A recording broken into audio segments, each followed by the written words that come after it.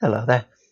The book that I'd like to focus on this week is from Foucault's genealogical period. It's Discipline and Punish from 1975.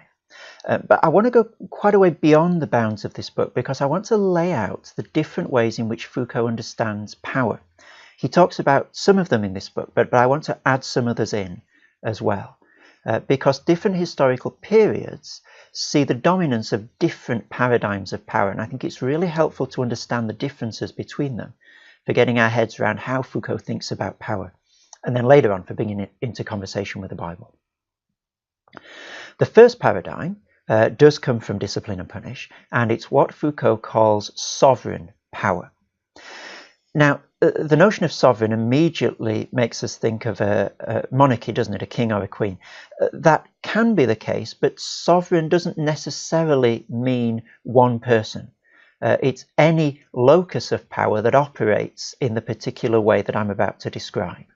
You've got the locus of power, the sovereignty here, and it's characterized by the ability to take life or to let live. Take life, for example, by conscripting people to fight in the army, or by forcing them to build particular projects that might be dangerous to their lives. So sovereignty is characterized by the right to take life or to spare life, to let live. If someone is condemned to death, the monarch has the right of pardon, the right to let the person live. It's the paradigm of power that is dominant in the classical age, although we can't simply say that map on these regimes of power one-to-one with a particular age, as we'll see as we go through. It revolves around the notion of seizure or deduction, prélèvement, and appropriation.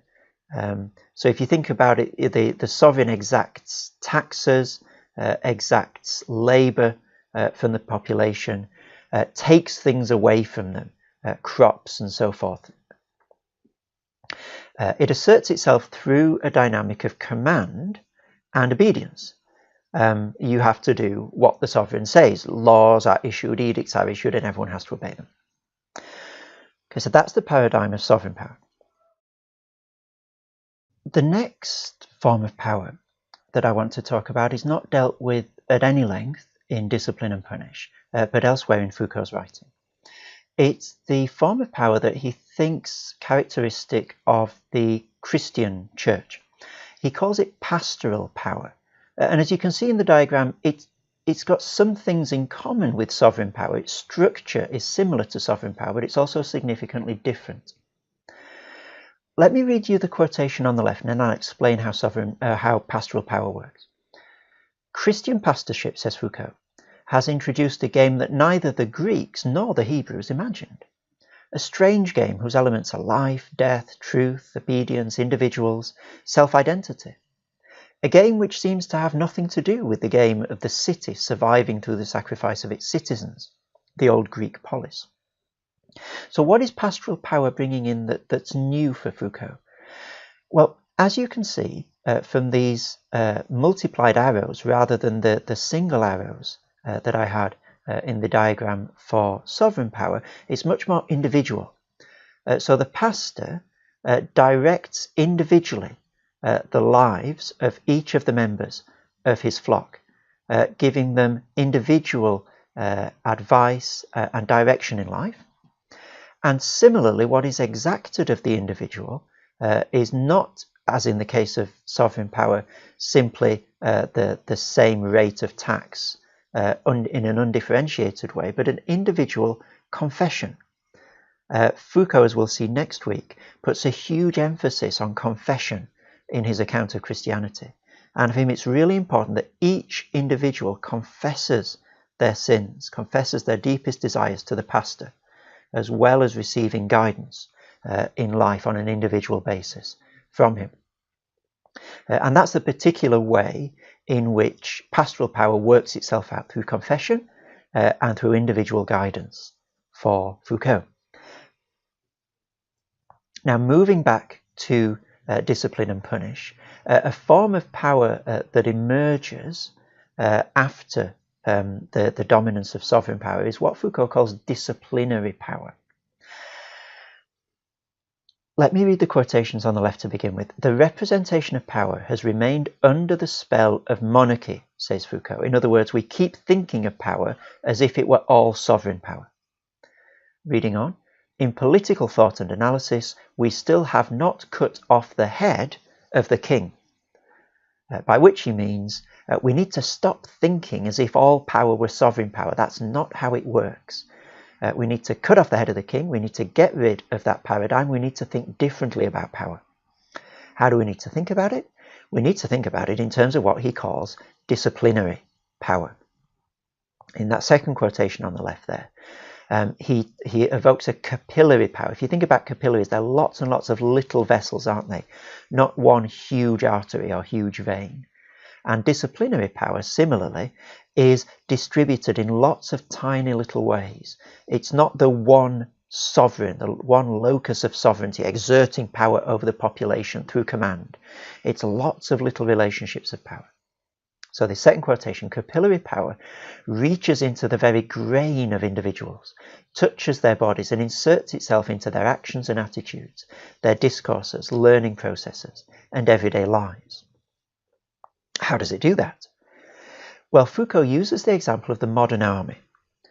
Up until sometime in the 19th century, all you needed to have an army was basically a bunch of thugs. And if your bunch of thugs was better than or there were more of them than the enemy's bunch of thugs, and you had decent tactics, you were likely to win. But what happened as we enter the 19th century is you've got the invention of the rifle. Now, the complication with the rifle is you need trained people to shoot it. So however big your bunch of thugs is, if the enemy have got trained rifle shooters, they will shoot you down before you get close enough to be able to beat them. So now an army needs not just to be a big bunch of thugs, it needs to be a bunch of trained rifle shooters. And the quicker your army can fire its rifle, the more likely you are to win over the enemy. If you can fire once more than them in a 2-minute period, you will kill more of them than they kill of you. So the precise management of movements and behaviors becomes critical. Every single movement that's involved in reloading and firing the rifle becomes minutely observed, trying to hone it down, trying to perfect it as much as possible. And I've tried to represent this honing, this scrutiny of behavior with a clock here on the diagram. The timing of everything, the precision of everything, each behavior is closely monitored and honed, perfected. And disciplinary power works in this way. The way that it tries to hone and perfect all behavior, not just of soldiers, but in the whole of life, is by carefully observing behaviors that happen, examining them, analyzing them, and then issuing what's called normalizing judgment. So it tries to conform people to norms. It tries to conform the soldier to the norm of the most efficient way of firing the rifle. And that's just a picture of the way the whole of society works, the whole of the disciplinary society. For Foucault, all of our behaviors, all of our actions are honed and normalized in this way, brought into line with a norm that is considered to be the most efficient way of doing things. And that's a big contrast to sovereign power, isn't it? The monarch basically let you get on with whatever you were doing until he needed something from you or wanted to command you to do something. But here, disciplinary power is working its way into the very warp and woof of the little behaviors of everyday life, normalizing them, bringing them closer to the efficient norm. Now, the final form of power that I want to talk about in this video comes in Foucault's later writing after Discipline and Punish, and he calls it biopower. Reading from the left. Biopower is a set of techniques for, quote, the calculated management of life, created in the classical period to manage the problems of birth rate, longevity, public health, housing and migration. So as opposed to disciplinary power, which is working on the individual and their behavior, biopower is looking at things at the level of the population.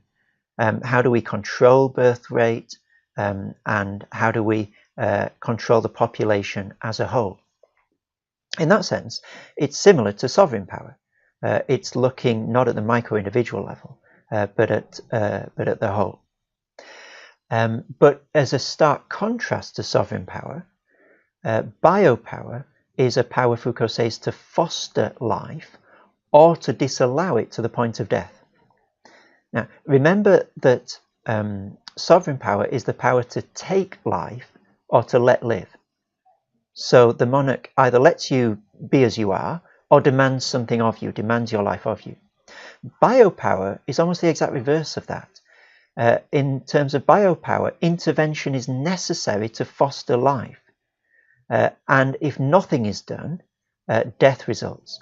So it's an intimate insertion of power into the everyday, the management of populations, the management of sexual practices, the management of households, in order to foster life and foster a particular quality of life, the absence of which, in terms of Malthusian economics, where you get a population that's too big to be supported by the food production and then people die. If you take away this power, the result is death. And that's biopower. So we've got sovereign power, pastoral power, disciplinary power, and biopower. Sometimes they overlap, but they're also dominant forms of power in particular contexts at particular times for Foucault. But as I hope you've been able to see from this video, they all operate very differently. And so simply talking about power as such for Foucault collapses these really important differences in how power operates.